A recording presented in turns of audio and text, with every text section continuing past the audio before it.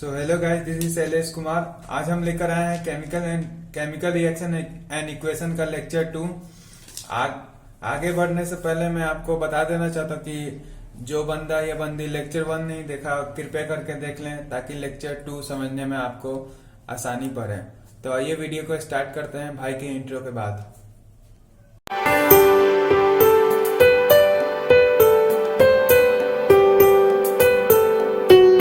So guys, आज के video में हम लोग बात करेंगे कैरेक्टरिस्टिक्स ऑफ केमिकल रिएक्शन। तो गाइज मैंने इस पार्ट को दो पार्ट में डिवाइड किया, पार्ट 1 और पार्ट 2। पार्ट 1 में आज हम सिर्फ 1, 2, 3 यानी कि evolution of gas, formation of precipitate and change in colour के बारे में सिर्फ डिस्कस करेंगे, और पार्ट 2 में 4, 5 में डिस्कस करूंगा। तो लेक्चर को आगे बढ़ाने से पहले मैं आपको कुछ सिंबल बता देना चाहता हूं ताकि लेक्चर के बीच में आपको समझने में आसानी हो। हालांकि मैं लेक्चर के बीच में ही इस सिंबल का इस्तेमाल करके आपको बताऊंगा ताकि आपको समझने में कोई परेशानियां ना हो। जैसे कि गैस का सिंबल होता है अपवर्ड एरो, और पीपीटी यानी कि प्रेसिपिटेट, इसका होता है downward arrow. Number 1, evolution of gas. तो आइए एवोल्यूशन ऑफ गैस क्या होता है इसके बारे में हम लोग जानते हैं। Evolution of gas is characteristic property of chemical reaction. हालांकि जो आज हम टॉपिक पढ़ने जा रहे हैं कैरेक्टरिस्टिक ऑफ केमिकल रिएक्शन, इस टॉपिक में आपको ज्यादातर एग्जाम्पल ही मिलेगा, और एग्जाम्पल में उसके बारे में कलर चेंज, कौन सा कंपाउंड कौन सा कलर में बदलता है, और एग्जाम्पल ही के द्वारा एक्टिविटी भी जो कि आपके एनसीईआरटी बुक में दिया गया है वो एक्टिविटी भी समझा जाएगा। यानी कि मैं सीधा बता देता हूँ कि इस टॉपिक में आपको ज्यादातर एग्जाम्पल ही के द्वारा ये कोई भी टॉपिक को समझना पड़ेगा। जैसे कि एवोल्यूशन ऑफ गैस हो गया, फॉर्मेशन ऑफ प्रेसिपिटेट हो गया। तो आइए पहला एग्जांपल ले लेते हैं। एग्जांपल 1,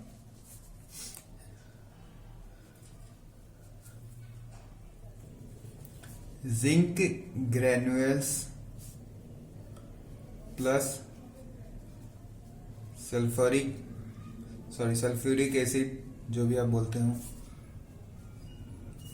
रिएक्टेंट में क्या मिलेगा? Zinc sulphate plus hydrogen. देखो अभी रुकिए, मैं बाद में बताऊंगा। इसको पहले शॉर्ट फॉर्म में लिख रहे हैं, Zn प्लस H2SO4। ये आप लोग का सिंबल अब पढ़ते याद हो जाएंगे, क्योंकि अभी आप लोग शुरुआती क्लास में सभी को दिक्कत होती है, मुझे भी दिक्कत होती है। प्लस H2, तो आपको H2 क्या है? गैस। जैसे कि मैंने शुरुआत में बता दिया था कि अपवर्ड एरो रहेगा तो गैस का सिंबल रहेगा। तो भैया ये बना कैसे? देखो पॉजिटिव मैं ऐसे सब समझा रहा हूँ, ऐसे नहीं समझ में आएगा तो इतनी टेंशन लेने की बात नहीं है। पॉजिटिव निगेटिव पॉजिटिव को अट्रैक्ट करें। क्या? निगेटिव पॉजिटिव को अट्रैक्ट करें, यानी ZnSO4। हालांकि आप क्लास 10 का केमिस्ट्री और आगे पढ़िएगा तो ये सब आपको समझाया जाएगा। अभी सिर्फ समझिए कि इसे आप समझ लीजिए बस। क्या बनेगा? रिएक्टेंट में क्या रहेगा? Zinc granules plus sulphuric acid, और प्रोडक्ट में क्या बनेगा? Zinc sulphate plus hydrogen. ये क्या है? Upward arrow, hydrogen gas. तो दोस्तों इसी एग्जांपल पे बेस्ड है एक्टिविटी 1.3। तो एक्टिविटी 1.3 जो कि एनसीईआरटी में दिया हुआ, तो आइए हम उसे समझते हैं। तो आइए हम लोग बात करते हैं एक्टिविटी 1.3 के, जो कि एनसीईआरटी में दिया गया। जैसे कि हम लोग पिछले एग्जांपल में देख चुके हैं कि जिंक प्लस H2 यानी कि सल्फ्यूरिक एसिड रिएक्ट किया तो हमें क्या मिला? हाइड्रोजन गैस मिला। क्या?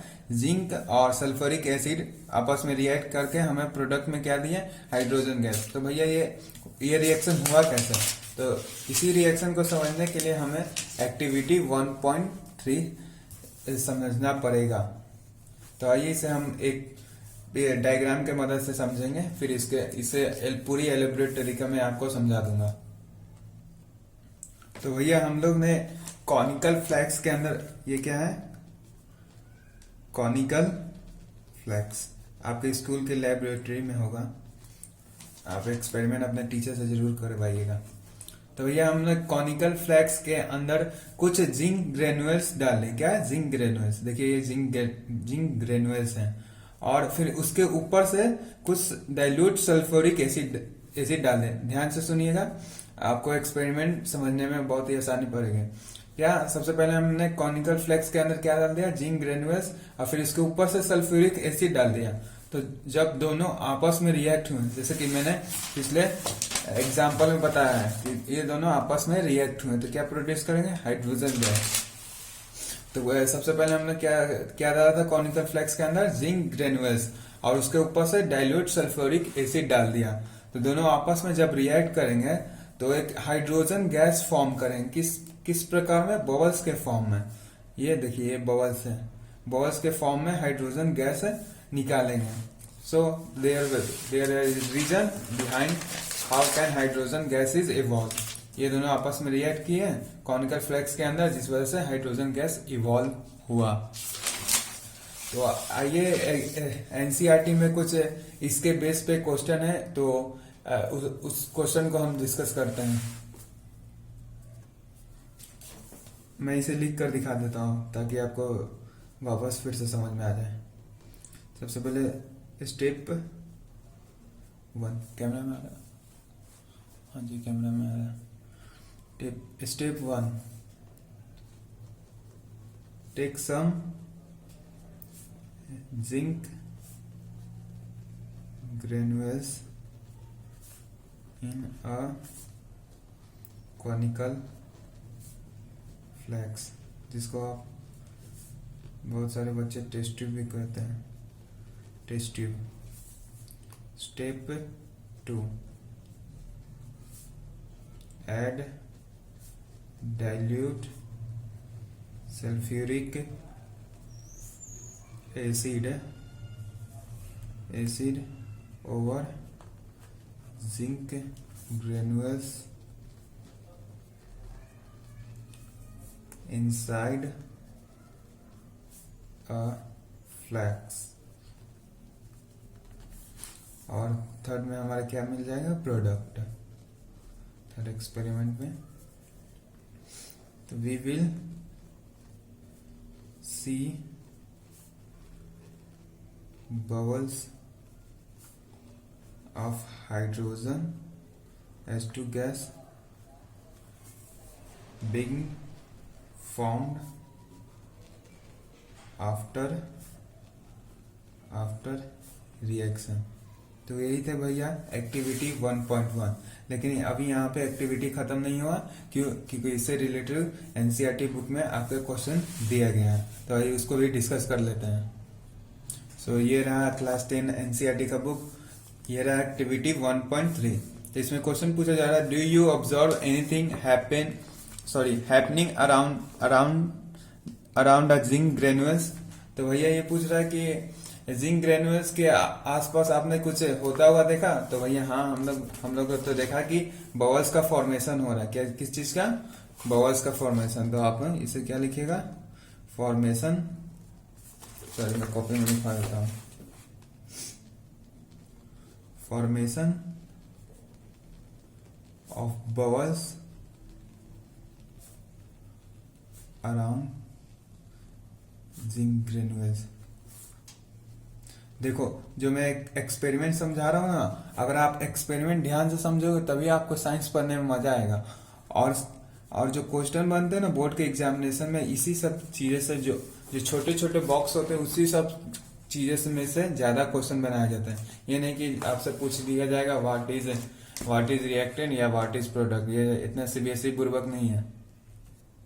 तो भैया सेकेंड क्वेश्चन है, टच द कॉनिकल फ्लैक्स और test tube, is there any change in its temperature. तो देखो, मैं आपको पहले बता देता हूँ कि कोई सा भी केमिकल रिएक्शन होता है, तो केमिकल रिएक्शन होने के बाद उसमें टेम्परेचर राइज होता है, यानी कि टेम्परेचर राइज हुआ तो क्या हो गया, वो केमिकल रिएक्शन यानी कि कॉनिकल फ्लैक्स हॉट हो गया। और ये टेम्परेचर राइज कैसे होता है, तो मैं पार्ट 2 इस वीडियो का बनाने जा रहा हूँ, आप उसे देखिएगा। क्या किस चीज में देखिएगा, change in temperature, how can temperature rise. इस एक्सपेरिमेंट को मैं पार्ट 2 में समझा दूंगा। तो भैया ये थी एक्टिविटी 1.3। इसी प्रकार एक और एग्जांपल है किस चीज का, एवोल्यूशन ऑफ गैस का, Na2CO3 that is sodium carbonate plus HCl after reaction in reactant sodium chloride plus H2O plus CO2। CO2 upward arrow, upward arrow मतलब क्या बताओ, यस गैस। ये दूसरा एग्जाम्पल, और पहला एग्जाम्पल ये था जिंक ग्रेनुलेट। तो अब चलिए अब बढ़ते हैं नेक्स्ट टॉपिक पे, जो कि है फॉर्मेशन ऑफ प्रेसिपिटेट। तो आइए अब हम लोग बात करते हैं नेक्स्ट टॉपिक की, फॉर्मेशन ऑफ प्रेसिपिटेट। तो सबसे पहले हम लोग जानेंगे प्रेसिपिटेट होता क्या है। जैसा कि मेरा पढ़ाने का तरीका, मैं पहले हिंदी में समझाता हूँ, फिर उसके बाद डेफिनेशन अच्छे से लिखवा देता हूँ। तो पहले बात करते हैं प्रेसिपिटेट होता क्या है। देखिए, प्रेसिपिटेट वह सॉलिड प्रोडक्ट है जो कि केमिकल रिएक्शन होने के बाद, केमिकल रिएक्शन होने के बाद प्रेसिपिटेट वह सॉलिड प्रोडक्ट है जो कि केमिकल रिएक्शन होने के बाद सॉल्यूशन में नीचे जाकर बैठ जाता है,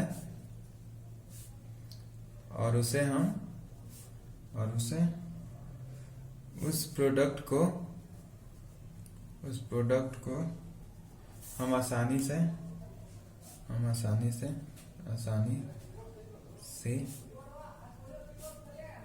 निकाल लेते हैं। तो भैया आपने तो बहुत लंबा चौड़ा बता दिया, नहीं आप अच्छे से समझिएगा। तो प्रेसिपिटेट कुछ है नहीं, तो आइए मैं फिर से समझा देता। प्रेसिपिटेट वह सॉलिड प्रोडक्ट है, ध्यान से समझिएगा, सॉलिड प्रोडक्ट, ना ही कि रिएक्टेंट या नहीं कोई सब्सटेंस। प्रेसिपिटेट क्या है, सॉलिड प्रोडक्ट है। प्रेसिपिटेट वह सॉलिड प्रोडक्ट है जो कि केमिकल रिएक्शन होने के बाद, केमिकल रिएक्शन होने के बाद सॉल्यूशन में नीचे जाकर बैठ जाता है, और उस प्रोडक्ट को हम आसानी से निकाल लेते हैं। तो आइए मैं इसका डेफिनेशन लिखवा देता हूं। डेफिनेशन शॉर्ट फॉर्म में मैंने लिखा, तो भैया आप सीबीएसई वाले पूरा क्वेश्चन है। Precipitate are those solid product, क्या है, precipitate are those solid product which is settle down at the bottom of the solution में शॉर्ट फॉर्म में लिख रहा हूँ, solution after chemical reaction it easily separate।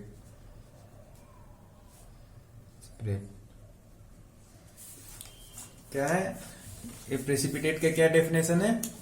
Precipitate are दो solid product which is settle down at the bottom of the solution after chemical reaction it easily separate. जैसा कि मैंने पहले बताया था कि कैरेक्टरिस्टिक ऑफ केमिकल रिएक्शन पर पढ़ने से पहले आपको कोई सा भी टॉपिक पढ़ने के लिए एक एग्जाम्पल की मदद लेनी पड़ेगी। तो आइए फॉर्मेशन ऑफ प्रेसिपिटेट में भी एक एग्जाम्पल लेते हैं। क्या है, पोटासियम आयोडाइड, पोटासियम आयोडाइड। ये क्या है? Aqueous solution. एक्वस सॉल्यूशन जानते हो ना क्या होता है? Aqueous solution that is water solution, उसी को बोलते हैं aqueous solution. Aqueous solution is equal to water solution. Potassium iodide plus lead nitrate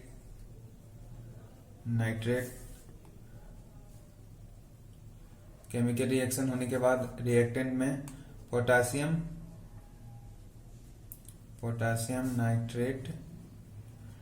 nitrate plus lead iodide, जो कि क्या होगा? येलो कलर होगा, और ये क्या होगा? प्रेसिपिटेट होगा।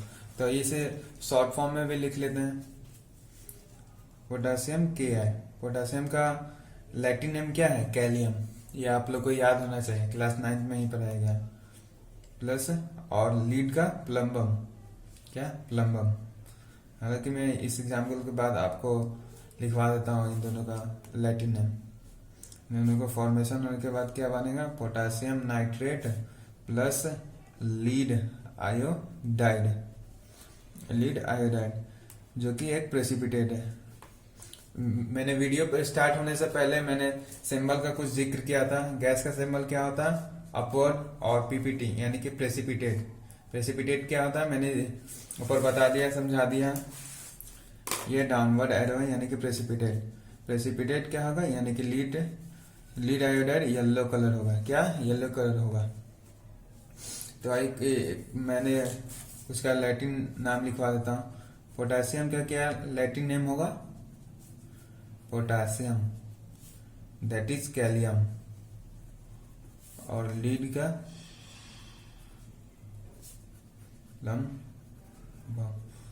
और इसी अनुसार सोडियम है, जिसको हम नाइट्रियम बोलते हैं।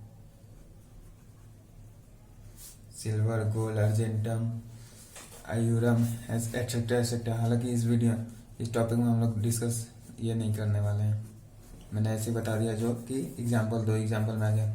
तो भैया जैसे कि मैंने पिछले टॉपिक में बताया था कि जिंक और सल्फ्यूरिक एसिड रिएक्ट करके हाइड्रोजन गैस प्रोड्यूस करेंगे। तो भैया वो हाइड्रोजन गैस प्रोड्यूस कैसे किए? तो उसको हम लोग एक्टिविटी के माध्यम से समझे थे। उसी अनुसार पोटासियम आयोडाइड और लीड नाइट्रेट आपस में रिएक्ट किए। तो भैया लीड आयोडाइड येलो कलर कैसे हो गया? तो इसको समझने के लिए भी हम लोग एक एक्टिविटी के माध्यम से समझेंगे। तो आइए हम लोग बात करते हैं एक्टिविटी 1.2 की, जो कि आपका एनसीईआरटी में दिया गया। तो चलिए सबसे पहले हम एक बेकर लेंगे। क्या? बेकर, एक बड़ा सा कंटेनर जिसमें हम लोग लीड नाइट्रेट को डालेंगे। किसके फॉर्म में? सॉल्यूशन के फॉर्म में। ध्यान दीजिएगा, लीड नाइट्रेट को हम लोग सॉल्यूशन के फॉर्म में डालेंगे, और फिर उसमें बेकर में ही ऊपर से हम लोग क्या डालेंगे? Potassium iodide. क्या? Potassium iodide. और फिर इन दोनों को जैसे ही बीकर में डालें, इन दोनों के साथ केमिकल रिएक्शन होगा। किसके साथ? Lead nitrate plus potassium iodide के साथ केमिकल रिएक्शन होगा, और जो कि क्या येलो कलर बना था? लीड आयोडाइड, जो कि येलो कलर फॉर्म हो गया था। किस चीज के फॉर्म में? प्रेसिपिटेट के फॉर्म में। सेम थिंग हैपन हुआ था पिछले एक्सपेरिमेंट में। क्या? जिंक के साथ सल्फ्यूरिक एसिड रिएक्ट किया, उन दोनों का आपस में केमिकल रिएक्शन हुआ, और उसमें हाइड्रोजन गैस इवॉल्व करा दिया। तो भैया ये एक्सपेरिमेंट हुआ कैसे? थोड़ा वर्डिंग में लिखवा देता हूं आप लोग का। स्टेप 1, हिंदी आप लोगों ने ध्यान से समझ लिया है ना? हिंदी आप लोग ध्यान से समझ लिया तो इसमें आप लोग को दिक्कत नहीं है। Take some lead nitrate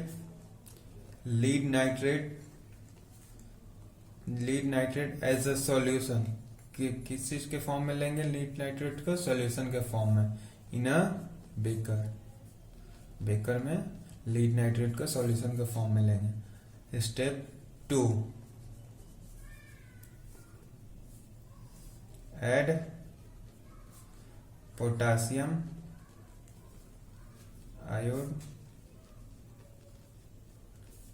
add potassium iodide in a beaker. और स्टेप थर्ड जो कि क्या है, रिएक्टेंट, यानी कि केमिकल रिएक्शन हो गया। Yellow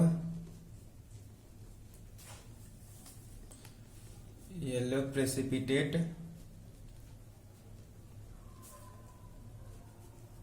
of lead iodide is formed।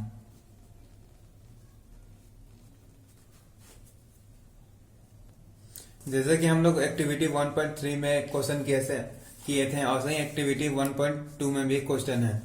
तो क्वेश्चन ये है कि व्हाट डू यू ऑब्जर्व।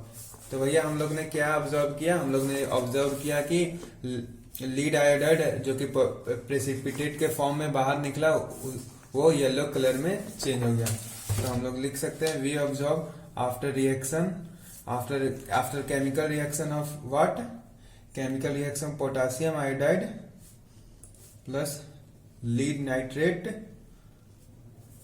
हाँ ये होता है लीड नाइट्रेट तो form of potassium nitrate plus lead iodide जो कि क्या है, प्रेसिपिटेट है। कौन सा फॉर्म में है, येलो कलर। येलो कलर कैसे हुआ, मैंने एक्टिविटी 1.2 में समझा दिया।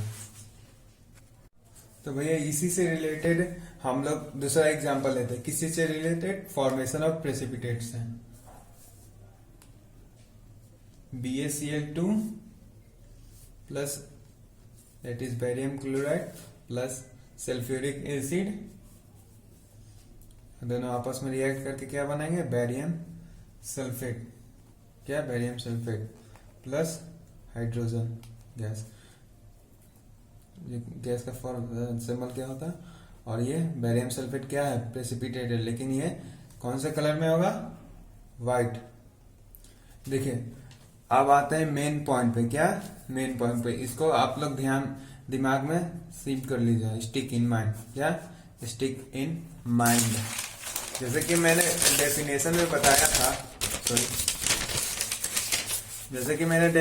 बताया था, प्रेसिपिटेट आर दो solid product which is settle down at the bottom of the solution after chemical reaction. यानी कि केमिकल रिएक्शन होने के बाद प्रेसिपिटेट सॉलिड फॉर्म में सॉल्यूशन में रिएक्ट हो जाता है।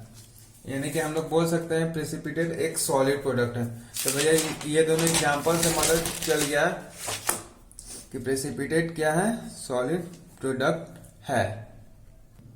प्रेसिपिटेट क्या है, सॉलिड प्रोडक्ट है। सॉलिड प्रोडक्ट क्यों है, क्योंकि केमिकल रिएक्शन होने के बाद ये प्रोडक्ट में ही शो कर रहे हैं। क्या, प्रोडक्ट में ही शो कर रहे हैं। आपको ये तो मालूम है ना कि ये रिएक्टेंट है और ये प्रोडक्ट है। तो क्या है, डेफिनेशन से हम लोग को ये भी मालूम चला गया। तो आइए अब हम लोग टॉपिक थर्ड के बारे में बात करते हैं, that is change in colour. Change in colour basically कुछ है नहीं, चेंज इन कलर में सिर्फ कलर चेंज है, और कौन सा कंपाउंड रिएक्ट होने से कौन सा कलर चेंज होता है। तो मैं इस टॉपिक को मैं बता देना चाहता हूँ कि आप इसे याद कर लीजिएगा, ताकि आने वाले आगे वीडियो में आपको दिक्कत ना हो, या आगे चैप्टर में दिक्कत ना हो। तो सबसे पहले एक होता है कंपाउंड जो कि है पोटासियम परमैंगनेट। ये आपको अच्छी तरीके से इसका फॉर्मूला, इसका कलर चेंज याद कर लेना। ये पोटासियम परमैंगनेट सभी जगह यूज होगा, जिसका फॉर्मूला होता है KMnO4, और इसका कलर क्या होता है, पर्पल होता है। ये कौन सा कलर का होता है, पर्पल। तो आइए, जैसे कि इस टॉपिक में हम लोग हर एक चीज एग्जाम्पल के द्वारा समझ रहे हैं, तो इसे भी समझ लेते हैं। तो एग्जाम्पल फर्स्ट में क्या है, example first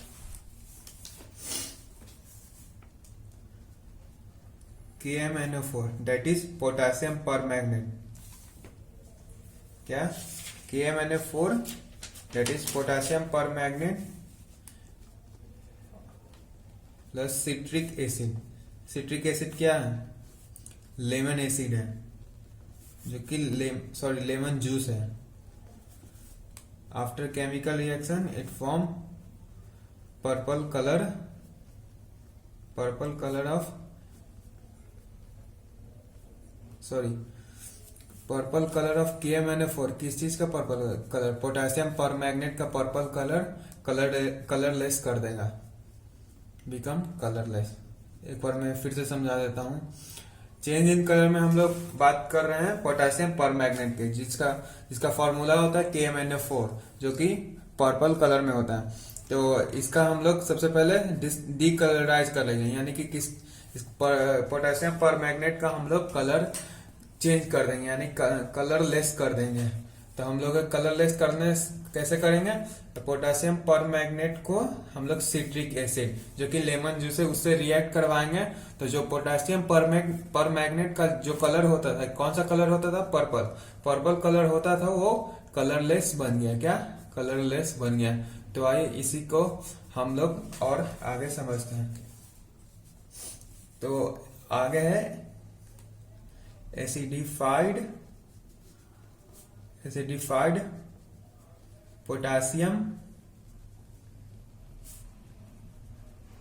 dichromate plus hydrochloric acid.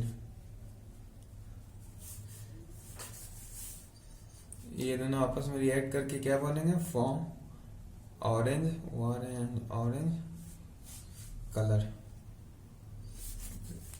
ऐसे पोटेशियम डाइक्रोमेट का फॉर्मूला क्या होता है? K2Cr2O7 प्लस HCl, आपस में रिएक्ट करेंगे तो इट इज ऑरेंज इन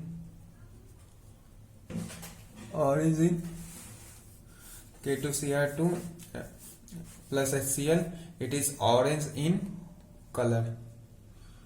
तो इसी एक्सपेरिमेंट को हम लोग कंटिन्यू करेंगे। किस चीज को? इसी एक्सपेरिमेंट को,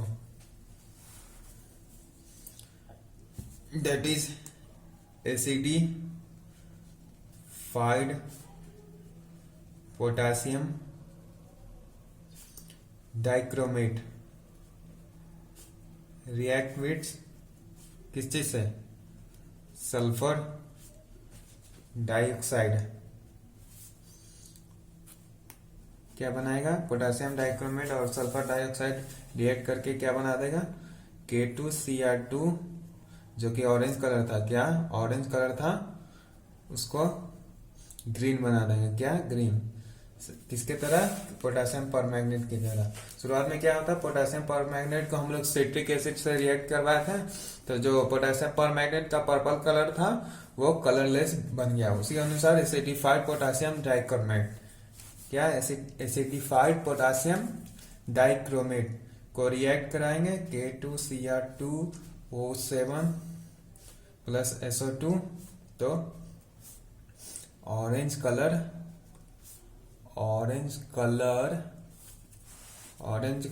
ऑफ K2Cr2O7 becomes green।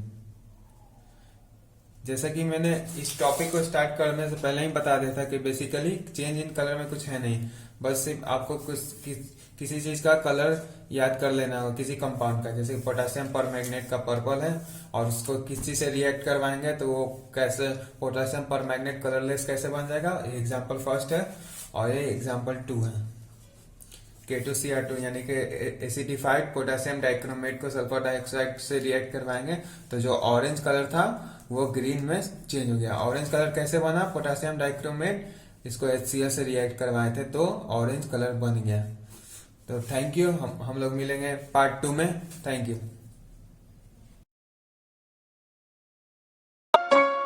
नामुमकिन जैसी कोई भी चीज नहीं,